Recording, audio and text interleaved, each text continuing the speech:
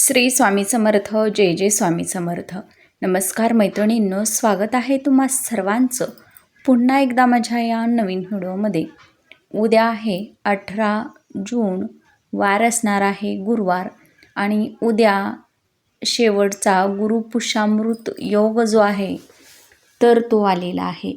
गुरुपुष्यामृत योग म्हणजे काय? तर जेव्हा पुष्य नक्षत्र हे गुरुवारच्या दिवशी येतं त्याला गुरुपुष्यामृत योग हा जो आहे तर तो तयार होतो आणि म्हणून तो गुरुपुष्यामृत योग म्हणून ओळखला जातो.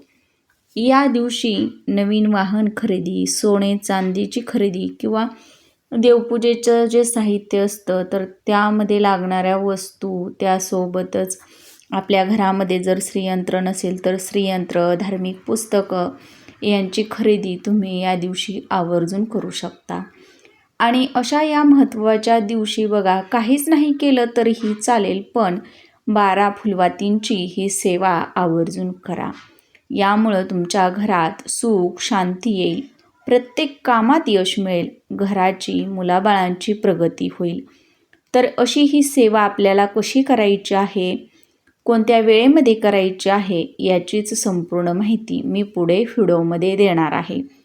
त्यामुळे तुम्ही हा व्हिडिओ बघा, कुठेही स्किप करू नका, अगदी शेवटपर्यंत नक्की पहा, म्हणजे याची जी संपूर्ण योग्य ती माहिती आहे तर ती तुम्हाला मिळून जाईल. चला तर मग अशा नवीन सुंदर व्हिडिओला सुरुवात करूया. तर उद्या गुरुवारच्या दिवशी गुरुपुष्यामृत योग जो आहे तर तो तयार झालेला आहे आणि हा ज्येष्ठ महिन्यातील पहिला गुरुपुष्यामृत योग असणार आहे. या दिवशी आपल्याला लवकर उठायचं आहे, स्वच्छ स्नान करायचं आहे. स्वच्छ स्नान केल्यानंतरनं आपल्याला आपल्या मुख्य दरवाजाचा उंबरठा जो आहे तर तो स्वच्छ पुसून घ्यायचा आहे. आपला मुख्य दरवाजा जो आहे तर तो स्वच्छ पुसायचा आहे. मुख्य दरवाजावरती आपल्याला एक स्वस्तिक काढायचं आहे. उंबरठ्यावरती देखील आपल्याला दोन्ही बाजूंना स्वस्तिक काढून घ्यायचे आहेत. हळदी कुंकू, धूप दीप अगरबत्ती ओवाळून घ्यायची आहे. यानंतरनं आपल्याला आपल्या देवघरामधील देवतांची पूजा करून घ्यायची आहे. माता लक्ष्मीची मूर्ती असेल तर मूर्तीवरती स्वच्छ पाण्यानं अभिषेक करा आणि त्यानंतरनं विधिवत माता लक्ष्मीची पूजा करून घ्या. माता लक्ष्मीला लाल रंगाचं एखादं फूल आवर्जून अर्पण करा. धूप दीप अगरबत्ती लावून वातावरण तुम्हाला प्रसन्न करायचं आहे आणि नंतरनं हा उपाय आपल्याला संध्याकाळच्या वेळी करायचा आहे. ज्यावेळी आपल्या घरामध्ये लक्ष्मी येते त्यावेळी प्रदोष काळामध्ये आपल्याला हा जो 12 फुलवातींची जी सेवा आहे तर ती करायची आहे. तर ही सेवा आपण संध्याकाळच्या वेळी करायची आहे. आपल्याला संध्याकाळी काय करायचं आहे तर देवघरामध्ये धूप दीप अगरबत्ती लावून घ्यायची आहे आणि नंतरनं ही जी सेवा आहे तर ती करायला घ्यायची आहे. आता बघा, जर तुमच्याकडे पितळेचा मोठा आकारानं असा दिवा असेल तर तो दिवा घ्या किंवा अगदीच मग मातीची पंती जी असते मोठ्या आकाराची अशी मातीची पंती घ्यायची आहे. त्यानंतरनं आपल्याला 12 फुलवाती ज्या असतात तर त्या 12 फुलवाती घ्यायच्या आहेत आणि शुद्ध गाईच्या तुपामध्ये आपल्याला बुडवून घ्यायच्या आहेत किंवा त्या पंतीमध्ये आपल्याला किंवा त्या दिव्यामध्ये आपल्याला शुद्ध गाईचं तूप घालायचं आहे आणि त्यामध्ये आपल्याला या ज्या 12 फुलवाती असणार आहेत तर त्या 12 फुलवाती आपल्याला त्या तुपामध्ये व्यवस्थित अशा भिजवून घ्यायच्या आहेत आणि ओळीनं गोलाकार अशा या दिव्यामध्ये आपल्याला ठेवून घ्यायच्या आहेत. आता आपल्याला या 12 फुलवातींचं काय करायचं आहे तर या फुलवाती आपण आपल्या देवघरामध्ये सुद्धा प्रज्वलित करू शकतो किंवा तुळशीसमोर प्रज्वलित करू शकतो. आता तुळशीजवळ आपल्याला एक अगोदर शुद्ध गाईच्या तुपाचा एक दिवा लावून घ्यायचा आहे.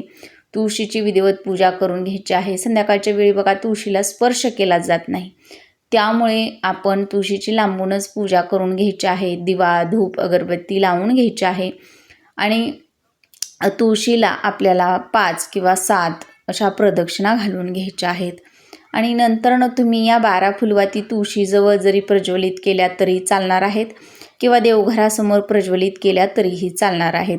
आता देवघरासमोर जर प्रज्वलित करणार असाल तर एखादा छोटासा पाट ठेवा, त्याच्यावरती हा जो दिवा आहे तर तो ठेवायचा आहे आणि या 12 फुलवाती आपल्याला देवघरासमोर प्रज्वलित करून घ्यायच्या आहेत.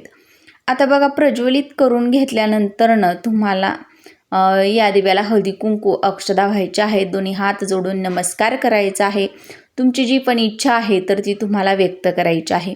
तर आता हा उपाय आपण कशासाठी करत आहोत, तर आपल्या घरामध्ये सारख्या आर्थिक चणचणी भासत असतील किंवा पैशांच्या आर्थिक अडचणी ज्या आहेत तर त्या भेडसावत असतील, आपलं कोणतंच काम मार्गी लागत नसेल किंवा आपण कितीही कष्ट करा, मेहनत करा तरी पण त्याचं योग्य फळ आपल्याला मिळत नसेल, आपल्या घरामध्ये लक्ष्मी टिकून राहत नसेल, तर तुम्ही हा उपाय आवर्जून या गुरुपुष्यामृत योगावरती करायचा आहे. कारण की या दिवशी केलेली कोणतीही छोटी सेवा असेल किंवा मोठी सेवा असेल तर त्याचं 100% फळ हे आपल्याला प्राप्त होत असतं. असा हा योग असतो. म्हणून या योगावरती आपल्याला हा उपाय करायचा आहे.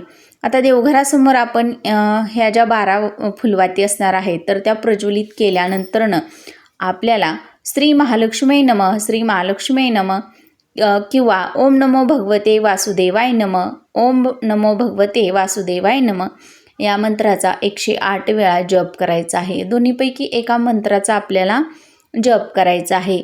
आणि आपली जी पण इच्छा आहे किंवा ज्या अडचणी आहेत आपण दूर करण्यासाठी ही सेवा करत आहोत, तर त्या अडचणी दूर करण्यासाठी आपल्याला माता लक्ष्मीकडे प्रार्थना करायची आहे. भगवान श्रीहरिविष्णूंकडे प्रार्थना करायची आहे.